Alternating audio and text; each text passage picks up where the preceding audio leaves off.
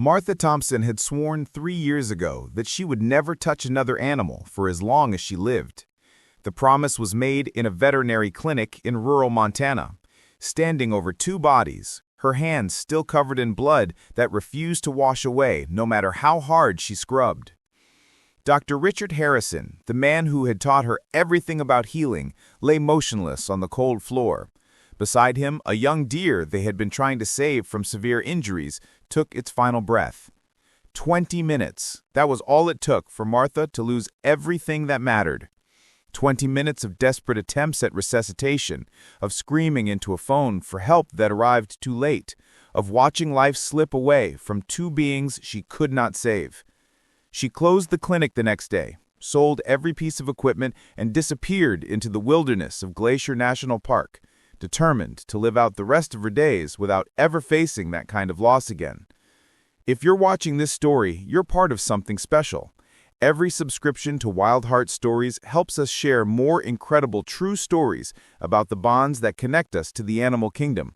When you subscribe, you're not just watching, you're helping us celebrate and protect these extraordinary relationships that remind us why life is beautiful. Please take a moment to subscribe and join our community of people who believe that love transcends every boundary nature creates. The cabin Martha bought sat at the end of a dirt road that disappeared into forest during heavy snowfall. It was exactly what she wanted: isolation, silence, distance from a world that had taken too much from her. For 3 years, this was enough. She woke with the sun, chopped wood for the stove, read books by lantern light, and went to bed when darkness fell. The routine was safe, predictable, empty in a way that felt better than the alternative, which was caring about something and losing it all over again. Everything changed on a morning in late April when Martha was driving back from her bi-weekly supply run. The road was muddy and treacherous after the spring thaw. She was navigating carefully when she saw the cardboard box sitting in the middle of the road. At first, she thought it was trash. She considered driving around it, but something made her stop. Perhaps it was the faint sound she heard when she turned off the engine, a sound so soft she almost convinced herself she had imagined it. She sat in the truck for a full minute, hands gripping the steering wheel, telling herself to drive away. The sound came again, high-pitched, desperate, alive. Martha opened the truck door and walked toward the box. When she lifted the cardboard flaps, her breath caught in her throat. 4 tiny creatures huddled together, their eyes still closed, their bodies covered in fur as black as midnight. They were so small, each one fitting easily in the palm of her hand. Their miniature mouths opened in silent cries, searching blindly for warmth and food they hadn't received in hours. One of them, the smallest, was barely moving. Martha knew immediately they would die without intervention. Whoever had left them here had essentially sentenced them to death. Every instinct screamed at her to walk away. She had promised herself, no more animals, no more attachment, no more devastating loss. But as she stood there, feeling the faint warmth of tiny bodies against her palms, she realized that some promises were impossible to keep. Martha carried the box to her truck with hands that trembled. The drive back to the cabin took 30 minutes that felt like hours. Her mind was already cataloging what she needed: puppy formula, bottles, heating pad, clean blankets. She had none of these things. She had deliberately emptied her life of anything related to animal care. But 18 years of working alongside Dr. Harrison taught her how to improvise. Feeding 4 newborn puppies without proper bottles required patience and creativity. Martha used a clean eyedropper, carefully placing tiny amounts of milk mixture into each small mouth.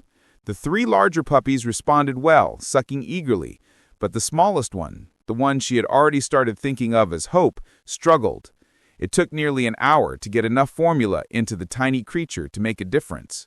By the time all 4 were fed and settled into a nest of soft towels beside the stove, exhaustion hit Martha like a physical weight. She had broken her promise. She had let something back into her carefully controlled world, and she had no idea what she was going to do next. The first weeks were a blur of feedings every 3 hours, cleaning and constant monitoring. Martha fell into the rhythm with a familiarity that felt both natural and terrifying. But these puppies were thriving. By day 5, their eyes began to open, revealing irises of deep amber. By day 10, they were crawling with increasing coordination. By week 2, they had distinct personalities. The largest male, who always pushed to the front during feeding time, she mentally named Shadow. The female, who watched everything with intelligent eyes, became Luna. The male, who was constantly curious, became Midnight. And the smallest, who had been barely alive that first day, but fought with surprising determination, remained Hope. Martha told herself the names didn't matter. She was fostering them until they were old enough to be adopted. This was temporary. She could handle temporary. But as weeks turned into months, she found reasons to delay. By month 3, the puppies were adolescent dogs with long legs, powerful jaws, and an energy that required hours of outdoor play. Martha found herself hiking mountain trails with 4 black shadows racing ahead of her, their joy infectious. Yet there were things that bothered her. The way their teeth seemed sharper than normal dog teeth, the way their howls had a quality that made her skin prickle, the way they moved through trees with a grace that seemed too wild, too predatory. By month 4, Martha could no longer ignore the signs. She made an appointment with Dr. Samuel Matthews, the local veterinarian, and loaded all 4 dogs into her truck. Dr. Matthews examined each animal with practiced efficiency. She watched his expression change as he checked teeth, palpated bodies, looked into eyes. When he finally looked up at Martha, his face was pale. "Mrs. Thompson," he said carefully, "where did you say you found these animals?" "Abandoned on the roadside, in a cardboard box, 4 months ago." Dr. Matthews nodded slowly. He walked to the door, closed it, and returned to stand in front of her. "Mrs. Thompson, these are not dogs. These are wolves. Black wolves. Canis lupus with a rare melanistic mutation. These are federally protected animals under the Endangered Species Act. I'm required by law to report this to the Fish and Wildlife Service." The room spun. Martha had raised wolves for 4 months, and now they were going to be taken away. "How long do I have?" she finally asked. "I have to make the call today. The Fish and Wildlife Service will likely send officers within 24 to 48 hours. The knock came at 10 the next morning. 2 officers in Fish and Wildlife Service uniforms stood on her porch.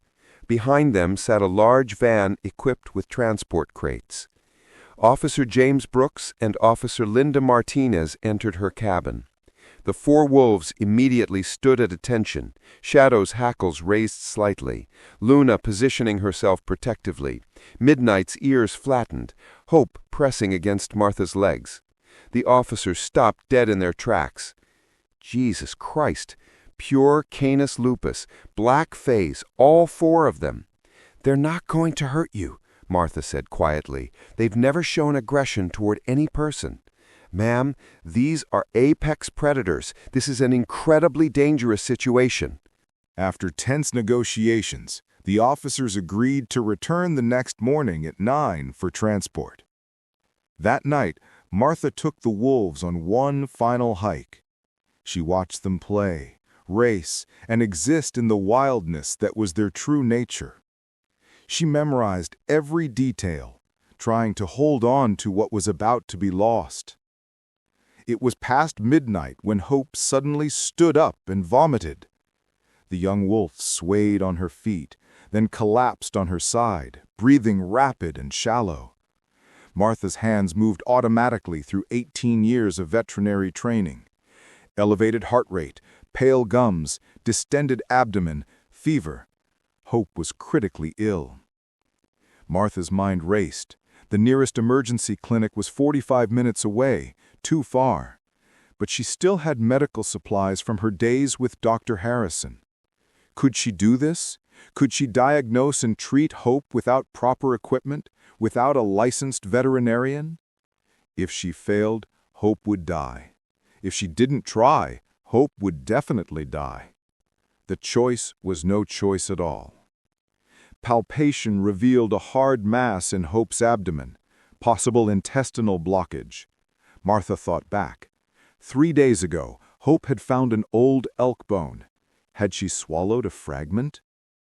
Martha stood at the kitchen table with her hands hovering over the young wolf's body.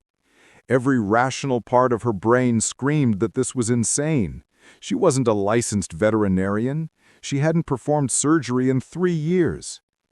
But if she did nothing, Hope would die anyway. She looked at Shadow, Luna, and Midnight, at 3 wolves who trusted her to save their sister, at a family she hadn't meant to create but couldn't imagine losing. She took a deep breath and began to prepare Hope for surgery. At 2 o'clock in the morning, in a remote cabin in Montana, a woman who had sworn never to heal again cut into the body of a wolf she loved like a daughter, searching for the thing that was killing her. The bone fragment was 3 inches long, jagged and sharp, lodged deep in Hope's small intestine. Martha's hands worked with precision she thought she had lost. 2 hours later, she tied off the last suture and stepped back, exhausted and shaking. "She's going to be okay," Martha told the 3 waiting wolves, and prayed she was telling the truth. When officers Brooks and Martinez arrived at 9 the next morning, Martha met them at the door. "One of them had emergency surgery last night. She's in no condition to be moved." The officers entered and stopped at the sight of Hope lying on blankets, her abdomen neatly sutured, her siblings arranged protectively around her. "You performed surgery on a wolf?" Martinez breathed. "I'm a trained veterinary assistant with 18 years of experience. Hope had an intestinal blockage. If I hadn't operated, she would have died." After tense discussion, the officers agreed to wait 1 week, but warned Martha there would be consequences for unauthorized veterinary practice on protected wildlife. Hope healed with remarkable speed. By day 3, she was walking carefully. By day 5, she was attempting to play. The sutures held perfectly, no infection developed. On the 6th day, Helen from the general store drove up to the cabin. "I heard what happened. The whole town has heard. There's a petition going around to allow you to keep them. About 60 people have signed so far. Thought you should know you're not alone in this." On the 7th day, the day the officers were scheduled to return, Martha took the wolves on one final hike. They were 2 miles from the cabin when she heard the sound, a deep, rumbling growl that made every hair on her body stand on end. And the officers, and something else. The grizzly bear emerged from the brush 30 feet ahead. It was massive, easily 600 pounds. It swung its enormous head toward him and huffed, then dropped to all 4s and charged. Everything happened simultaneously. Martha stumbled backward. The 4 wolves launched themselves forward as one unit. Shadow hit the bear's shoulder. Luna went for the exposed flank. Midnight attacked the rear legs. Hope, despite being post-surgical, lunged at the bear's face with teeth bared. The forest exploded into violence. The bear roared, swiping with claws that could eviscerate a wolf in one motion. Shadow dodged and countered. Luna was tossed aside but rolled and came back instantly. The wolves fought with coordinated precision, not attacking to kill, but buying time, forcing the bear to focus on them instead of the vulnerable human behind them. Finally, the grizzly turned and fled. The wolves pursued for 50 yards to ensure it was truly gone, then returned to Martha at full speed. Martha collapsed to her knees and gathered all 4 wolves to her. They had saved her life. These wild predators had put themselves between her and death without hesitation. "You saved me," Martha sobbed into their fur. "You saved me." When Officers Brooks and Martinez arrived at noon, Martha told them everything. Officer Brooks stared at her in shock, then pulled out his phone and made a call. When he hung up, he looked at her with new eyes. "That was my supervisor. I told her what you told me. What you've done here is unprecedented. Raising 4 orphaned black wolves to healthy adulthood, successfully treating one in emergency surgery, creating a bond strong enough that they defended you from a grizzly. There's no protocol for this because it's never happened before." "So what does that mean?" Martha asked, afraid to hope. "It means we're not taking them today. It means there's going to be a review, the possibility of creating a special permit that allows you to keep them under strict monitoring."